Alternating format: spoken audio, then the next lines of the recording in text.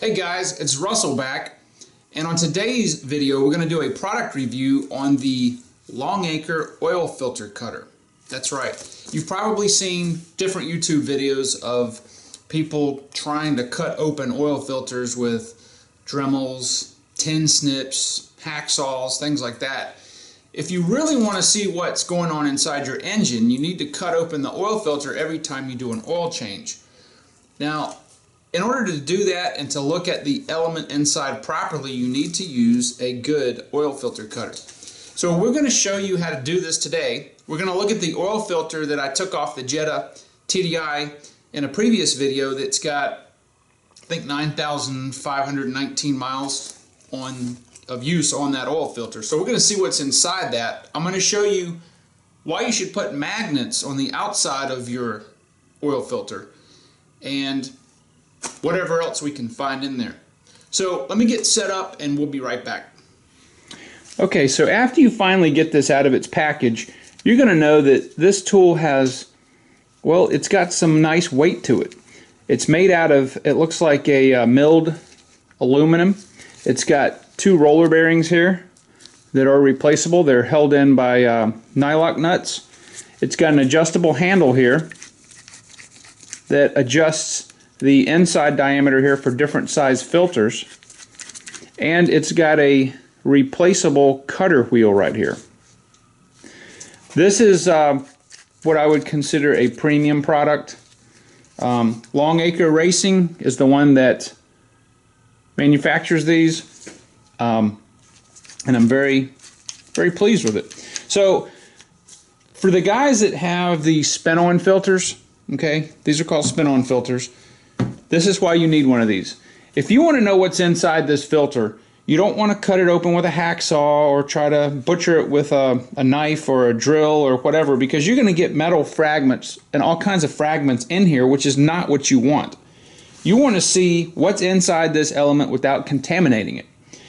If you're one of those lucky few that have the Element style oil filter, which is not a canister, it goes down inside a stationary container that's on the car, then you don't need this. Okay, this is only for the metal canister spin-on filters. You can do oil filters, hydraulic filters, you can do fuel filters, anything that's a canister style filter. Now this filter particularly came out of the 98 Jetta. It's got, like I said, 9,519 miles. It's a Hinks. All right, I've used these for years and years and years. You'll notice these magnets on the side. I always put magnets on the side, and I'm going to show you why when we open this. I bought these, I think, from K&J Magnetics. They're just rare earth molybdenum. Any magnet will work. These are extremely strong. They're very hard to take off, and I have broken a few before. So the way that we do this is I'm going to need to move these magnets. I'm going to slide them down out of the way.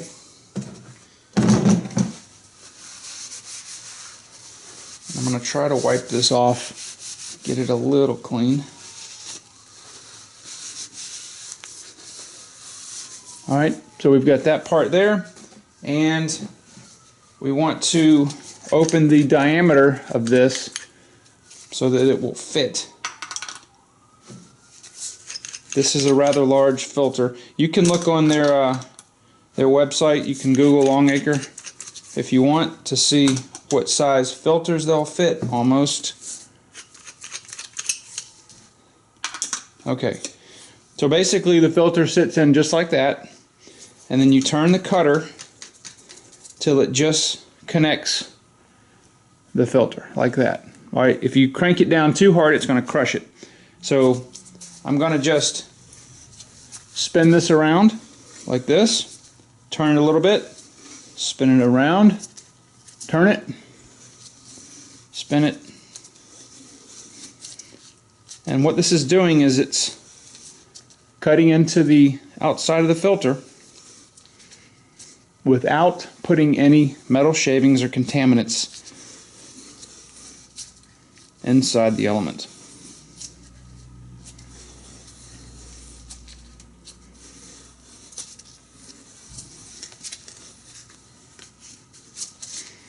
I've seen some people on YouTube try to spin the filter, you want to spin the tool and hold the filter. Alright, it's now separated. Okay, see how easy that was? So I'm going to slide the tool right off like that, stick this aside, and here is our element. Alright, now this part right here is of not much value as far as looking at it. This is the head of it. Let me grab a paper towel. Now what you're going to see on the top, and this is a standard filter design, this right here is a drain back valve, and this is a two-piece. It's got a small metal fingered type of almost like a spring, and it's got a little rubber piece. Some you'll notice have rubber, some of them don't have rubber, some of them will have silicone. Now this is the element. Just pulls out right like that. So if you don't have a canister filter, you'll probably have an element that looks similar to this. And we'll try to get up close. Now notice, for you 3,000 mile oil change people, there's no sludge in here. And the reason that there's no sludge in here is because I use AMSOIL. You're not going to sludge your filters up with AMSOIL or any good synthetic.